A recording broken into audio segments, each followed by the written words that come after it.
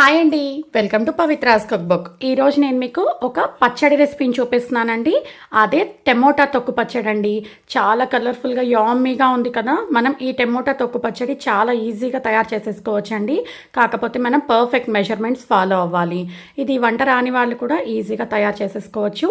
ఈ టమోటా తొక్కు పచ్చడి మనం ఒక్కసారి ప్రిపేర్ చేసి పెట్టుకుంటే 2-3 నెలల పాటు నిలవ ఉంటుందండి.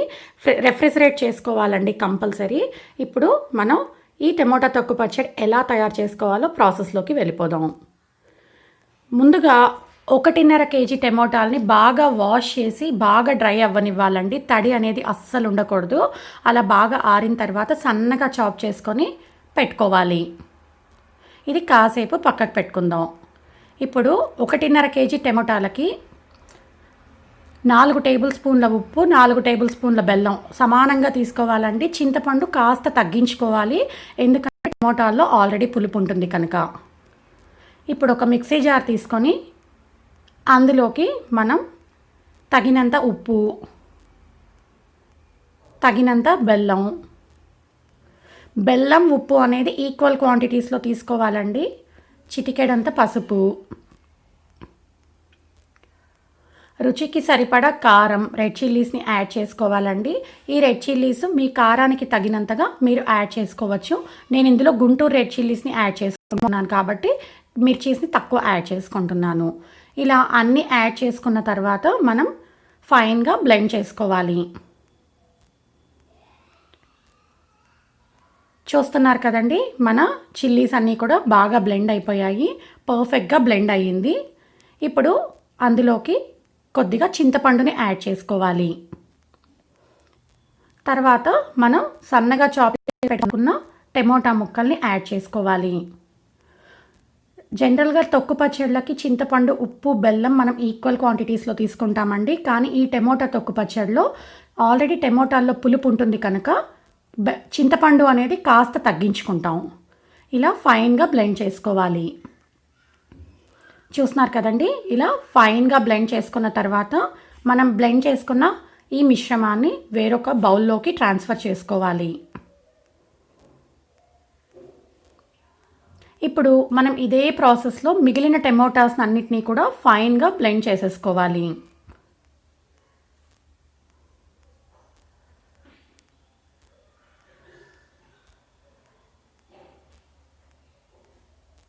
స్మూత్ బ్లెండ్ చేసుకోండి. చూసారు కదండి, మన టమోటాస్ అన్నీ కూడా బ్లెండ్ అయిపోయాయి. ఇప్పుడు మనం అదే బౌల్లోకి ఈ గ్రైండ్ చేసి పెట్టుకున్న టమోటాస్ పేస్ట్ని కూడా యాడ్ చేసేసుకోవాలి. ఇలా అంత టమోటాస్ని యాడ్ చేసుకున్న తర్వాత ఒకసారి బాగా మిక్స్ చేసుకోవాలి. ఇది కాసేపు పక్కకు పెట్టుకోవాలి. ఇప్పుడు ఒక ప్యాన్లోకి 10 టేబుల్ స్పూన్స్ ఆయిల్ని యాడ్ చేసుకోవాలి. నిలవ పచ్చళ్ళకి ఆయిల్ అనేది కాస్త ఎక్కువగానే పడుతుందండి, కాబట్టి ఆయిల్ అనేది ఎక్కువగా యాడ్ చేసుకోవాలి.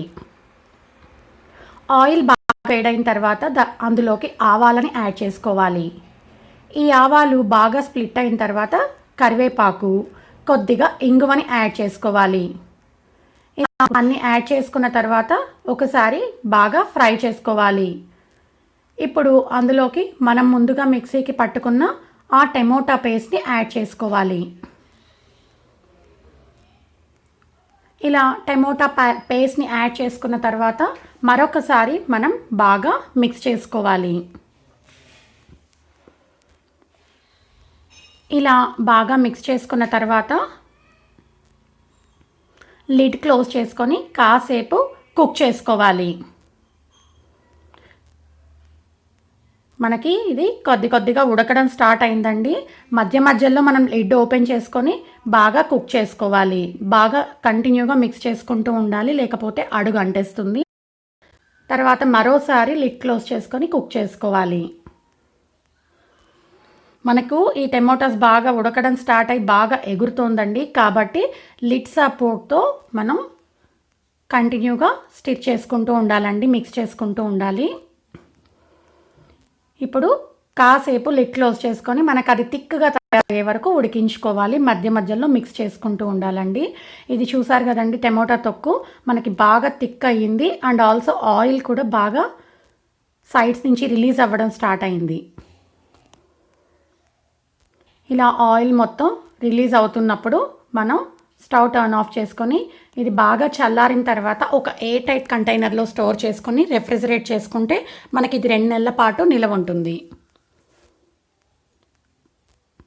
చూస్తున్నారండి ఎంతో ఈజీగా మనం తొక్కు పచ్చడిని తయారు చేసేసుకున్నాము. ఇది idli, dosa, chapati, rice and snacks ఉంటాయి కదండి, మురుకులు అలాంటివి, వాటికి కూడా చాలా బాగుంటుంది. తప్పకుండా మీరు కూడా ఈ టమోటా తొక్కు పచ్చడిని ట్రై చేయండి. మీకు కనుక ఈ రెసిపీ నచ్చినట్టయితే లైక్ చేసి షేర్ చేయండి. Thanks for watching. Please subscribe to our channel Pavithra's cook book.